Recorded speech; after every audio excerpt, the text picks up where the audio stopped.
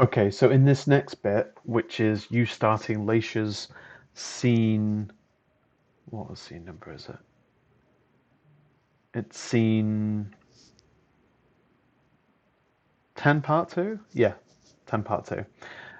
We want to create a duplicate save file of this level because we will be revisiting it later. So either you can do this, as you exited Caleb's scene previously, or we can do it now. So I'm going to do it now. We have 145 experience points to spend, but for the first time, we won't actually be spending any of it. None of it's really relevant or helps you out in any way. So I'm just going to proceed from there. So I'm going to make a duplicate of this save as I told you to do so. It's not like super mandatory, but if you want to prevent the need to do a full playthrough to get more achievements, you'll want to be doing this to save some time. So main menu. So you can see in the corner that I'm on save slot number 1. I want to go to level selection. Select this level, which is yes, 10 2. So that's scene 10, part 2. And the main menu has told me that I'm on slot 1, right? So slot 1 is already that level. I want to have a new version of this level. So I can override either of these save slots.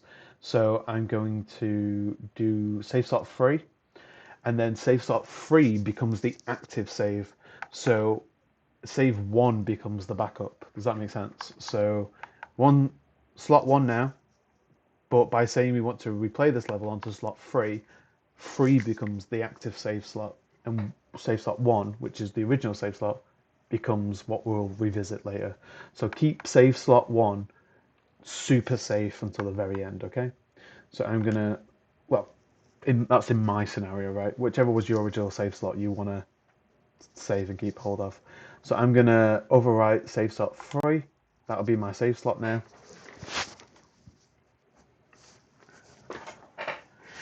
And like I said, we don't want to spend any of the 145 experience points.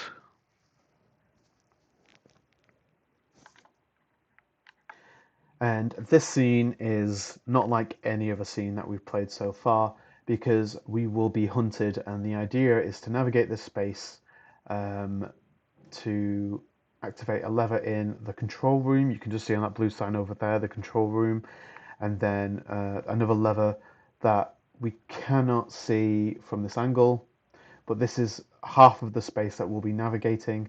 It's really not that tough once you're familiar with the space and the werewolf's behaviors. So we'll be beginning the labyrinth from down there. You see that up arrow? That's one of the 2 entry points. Um, I should probably tell you the werewolf's behaviors before we get started because at a certain point, this is very much on you to do. I can only guide you so much. The werewolf's behavior becomes very unpredictable at one point, and even the bits that are mostly predictable, there are some occasions where he goes off script, right? So things you need to know. He'll be in 2 modes. One is 4-legged mode, so he's on all fours. And when he's on all fours in this mode, he is actively hunting you down. He knows exactly where you are, and he is on your way to you. If you see him in this mode, you should find a hiding place. There are a few of them around, you'll see them soon. And you want to wait him out there. You want to sit there until he comes up to you. He won't be able to actually get you, but he'll be clawing at the gap that leads to where you are. He'll eventually get bored, and then he'll revert to his other mode, which is 2-legged mode. He's still sort of hunting you, but really he's looking around the space. It's like he's lost your scent, right? So occasionally he'll be at crates and boxes, trying to sniff them out and looking behind them and stuff like that. And it's when he's on 2-legged mode, when he's just on normal, like a human walking around, that's when we want to move around the most. Um, he will transition between the 2 modes. A, if he's spotted you, in which case he'll like growl or scream or something, or B, enough time has passed in two-legged mode that he'll transition after a certain amount of time. He'll broadcast this transition to you by jumping into the center of the area. So you see just where Leysha's head is now, immediately above her head are like these stack of rings. In this specific room, he'll jump on top of that and he'll growl and yell. Leysha will get like a headache or something, and that will indicate that he's transitioned between like passive two-legged mode to active four-legged mode. So what I really recommend is watching me do this and you doing it afterwards rather than like trying to do it concurrently, right? Um, Leysha will be crouching around this space by default. You never want to walk or run unless he's spotted you, in which case you want to, you know, make your way to the nearest hiding spot as soon as possible. But other than that, you want to stay crouched. If he is able to hunt you down and make contact with you, he'll swipe at you, and I think you accumulate it's something like 6 hunger. Now your hunger gauge is 12, right? That's when it maxes out. So you can survive 2 swipes before he's killed you, and then Leysha is dead for the rest of this playthrough, and we do not want her dead for the rest of this playthrough. So if he has swiped you once, I recommend that you retry the level. Or what you can do is, probably a bit better actually, is if he's been swiping at you, you have 4 concoctions there. Each concoction reduces 4 hunger a time, so you can make use of your hunger gauge as as a life gauge for as long as possible using these concoctions. Um, but yeah, if it gets bad enough that you're on the verge of death, uh, load a backup save, um, or oh yeah, okay, right. I'm rambling now a little bit. So there are 2 entry points to the. I call it a maze. It's not really such a maze. It's just a warehouse. But you want to take the rightmost path. Go to the right. The werewolf will spawn in, and he'll immediately stick to sniffing the bit in front of him.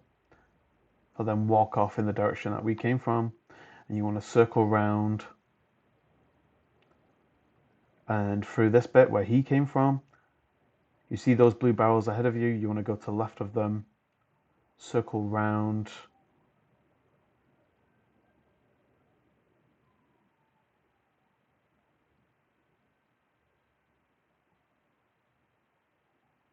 and into this room where you want to use the lever here to open that gate. So that's room 2 of 2 over there. Now in this cutscene, you should see him. Yeah, he's jumped over that little bit and he's ran into room number 2. That is ideal because it means that we can get over to that door without much hassle. There are some times though where he doesn't do that in the cutscene. It's quite uncommon, but in that case, he's probably making his way to you. In which case, you want to hide in that safe zone down there. But usually, he goes into the next room, and so you want to walk over to where the next room is. But rather than go into the next room, go into this hiding space here because he's very close now to transitioning into active four-legged hunting mode. So give it just a few seconds. Yeah. So in room number 2, I think it is, he's done his transition to hunting mode. He's way more aggressive now. He knows where we are and he's coming for us. Since we're in the hiding space, he can only claw out the gap, and he'll get bored, revert to two-legged mode, and that's when we want to continue. Oh, by the way, I mentioned you want to reload the duplicate save or use the concoctions if he gets you. But also, if you just before he gets you, like if you know that you're screwed but he hasn't got you just quite yet, pause it, go to the main menu, continue.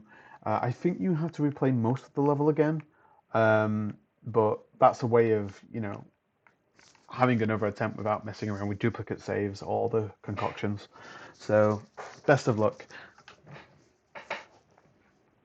When he gets bored on this occasion, he's still on 4 legs, so wait for him. Wait for him to transition. He's on 2. Will he stick on 2? Yeah, I think he's going to stay on 2. Follow him into the next room. Stay close behind him, but not so close that you're basically touching him, because he will notice. He'll get distracted by that block of stuff there. He'll then come to the block of stuff that is now immediately behind us, but we're just going to keep pushing forward, and you should be ahead of his vision. Use that lever there, and then he'll know where you are. Go into this hiding space here. You shouldn't be too pressed for time. Now, you may notice that he's gone into the next room, but it's a bit of a red herring, because by the time you get to that door, he's turned around. Yeah, you see, look.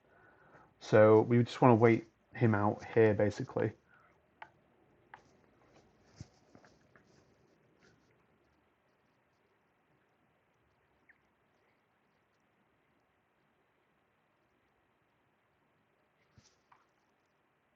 Is he done? Yeah, he's done. And then you want to follow behind him again. This kind of distance is perfect. Don't get too close.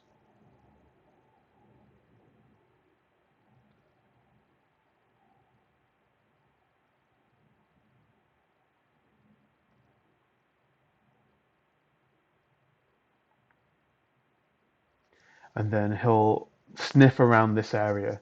Now, it's from this point where his behavior is less scripted, right? So you're kind of on your own from this point, but you want to head back to the beginning of this maze, this warehouse, um, as quickly as possible, but not so quickly that you're taking unnecessary risks. Always fall back to the hiding place that was, just behind where Leysha is now, if whenever you're in doubt or you just want to wait him out. So he'll start sniffing stuff.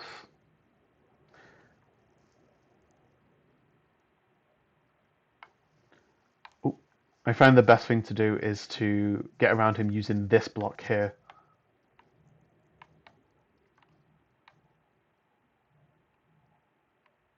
Yeah, okay, so let's make our way to the start. Always keep an eye on him.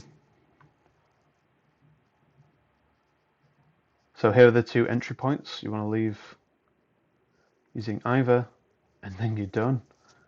You're done, friend. Go through this open door that wasn't open at the start. Congratulations on completing budget Alien Isolation.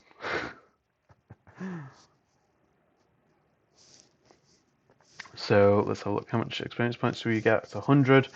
And the elusive prey trait, although none of this really matters for Leysha now. It's pretty much a walk in the park. If you are missing some experience points or traits for Leysha at this point, don't panic. Continue. You should be fine. Assuming that you've not missed anything vital in terms of like the day-to-day actions. But yeah, that's this bit done.